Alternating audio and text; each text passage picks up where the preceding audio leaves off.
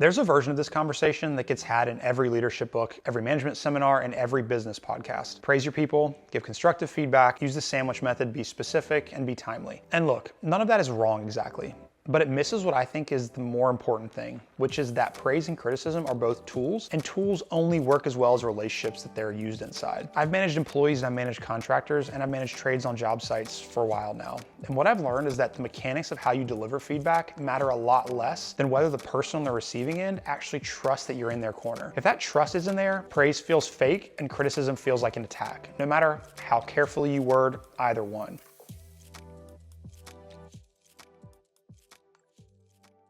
So here's what I want to get into. I want to start by talking about why most leaders get this wrong. It's not because they're bad at giving feedback, but they're trying to solve the wrong problem. Then I want to actually talk about what praise actually does and doesn't do, because I think it's misused more often than people realize. After that, I'll get into criticism, what makes it land, what makes it backfire, and the specific mistakes I see most often in construction and in small business leadership. And finally, I'll close with how I think about building the kind of relationship where both of these things can actually work. So let me start with the most common failure. Most leaders I've observed, and I include myself in this observation, approach praise and criticism as communication problems. They think if they can find the right words, the right moment, the right tone, they're going to get the response they're looking for. So they read about feedback frameworks and they practice their phrasing and they try to be thoughtful about timing. And those things do matter, but they're downstream of something much more fundamental, which is whether the person you're talking to believes that you see them clearly and want them to succeed. If they don't believe that, no framework's going to save you. Praise is going to be read as manipulation and criticism will be read as blame. Because in the absence of that trust, people assume the worst about your intentions, and that's just how it works. The reason I think this matters, especially in construction, is that you're often managing people across different types of relationships at the exact same time. You have direct employees, then you have contractors and trades who are running their own businesses and working with you on a project basis. Those relationships have different dynamics, leverage, and histories. What creates trust with a full-time employee is not exactly the same thing as what creates trust with a framing sub you've worked with for 3 years. But the underlying principle holds in both cases. The feedback you give is only as effective as the relationship it lands in. And let me talk about praise, because I think it gets misused in ways that actually undermine leadership over time. The instinct in a lot of management culture, especially in the last decade or so, has been to lean heavily on positive reinforcement. Catch people doing the right things, celebrate their wins, make them feel good about their contributions, and there's genuine value in all of that. People do work better when they feel recognized, and recognition truly costs you nothing. But there's a version of praise that just becomes noise. It's where it's given so freely and so indiscriminately that it stops carrying any information at all. If you tell everyone they did a great job on everything, great job stops meaning anything. And when something actually is exceptional, when someone on your team does something that genuinely impressed you, you don't have the vocabulary to distinguish it from the baseline of constant positive feedback. The praise that actually works is specific and it's earned.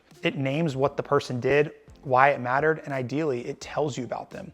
Not good work today, but the way you handle that conversation with the client when the schedule slipped, you stayed calm, you gave them real information, and you didn't make promises we couldn't keep. It's exactly how I want this company to represent itself. Now that's the kind of feedback that stays with someone. It's also the kind that builds the relationship you need for harder conversations, because it shows the person that you're actually paying attention and paying attention to them, not simply managing optics. Praise given in public and criticism given in private is a principle I've held on to for a long time. You've probably heard me say it before, and I think it's right. Not because of some rigid rule, but because of what each one signals. Public praise tells the team what you value. It sets a standard without putting anyone on the spot. Private criticism tells the individual that you're taking the issue seriously enough to address it directly without making it a performance for everyone else. Criticism that happens in front of others almost always creates defensiveness, because now the person isn't just processing feedback, they're also managing how they look to the people standing around them. You've now introduced a variable that has absolutely nothing to do with whether the feedback is accurate. So now let me talk about criticism specifically, because this is where most leaders struggle more and where the mistakes are much more costly.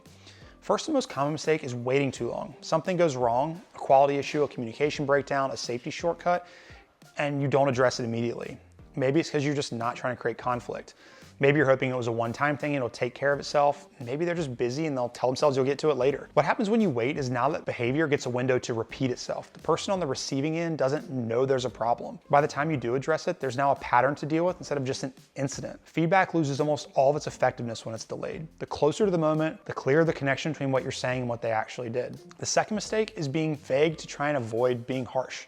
You want to address something, but you don't want it to come off as uncomfortable. So you soften the blow to where the message just doesn't land. You might think it lands, but that person didn't understand. So that person leaves the conversation not fully understanding what needs to change. And you walk away thinking that you addressed it when you didn't. Directness is not the same as harshness. You can be completely clear about what went wrong and what you need to be different without being dismissive or punitive about it. In fact, vague criticism is often more demoralizing than direct criticism because it creates this anxiety without giving the person anything actionable to work with. Third mistake, and this one's particularly common in construction, is criticizing in a way that makes work the problem rather than the decision or the behavior. There's a difference between telling someone the work isn't good enough and telling someone that a specific thing they did on a specific day didn't meet the specific standard, and here's exactly why. The first is a judgment on the person's capability. The second is feedback on a choice they made that can then be corrected. People can hear and respond to the second one. The first one just makes them defensive, disengaged, and just probably not want to listen to you next time. What I found works best, and this took me a long time to get right, is to lead criticism with the standard before you get to the shortfall. Not as a technique, but genuinely. So here's what I expect in this situation, here's why it matters, and here's what happened that didn't line up with that. When someone understands the standard first, they can usually see the gap themselves before you even have to point it out. And when people see it themselves, they're much more likely to own it and fix it than when it feels like someone's being handed them from above. The deeper thing I want to say about all this is that how you use praise and criticism over time tells your team something about who you are as a leader. Whether you're paying attention, whether you're fair, whether you care about the outcome, or just care about the optics and what people think. People are really good at reading that, faster than most leaders give them credit for. A team that trusts your judgment, that believes when you say something's good, it's actually good, and when you say something needs to change, you mean it and you'll follow through. That team is a different thing entirely from a team that's just going through the motions and managing your perception of them. They're gonna keep doing what they want. The first one performs when you're not watching, the second one performs when you are, and you've got a gap in between. Getting to the first kind of team is slow work. It comes from being consistent, from following through on what you say, from giving people real information instead of comfortable information, and from making clear through your actions over time that your feedback, good or bad, is always in the service of the work and the people doing it, never about your own personal ego or convenience. So if this landed for you, a like and subscribe helps the channel. If there's a leadership situation you're working through, drop it in the comments. I'll read them and I'll get back to you.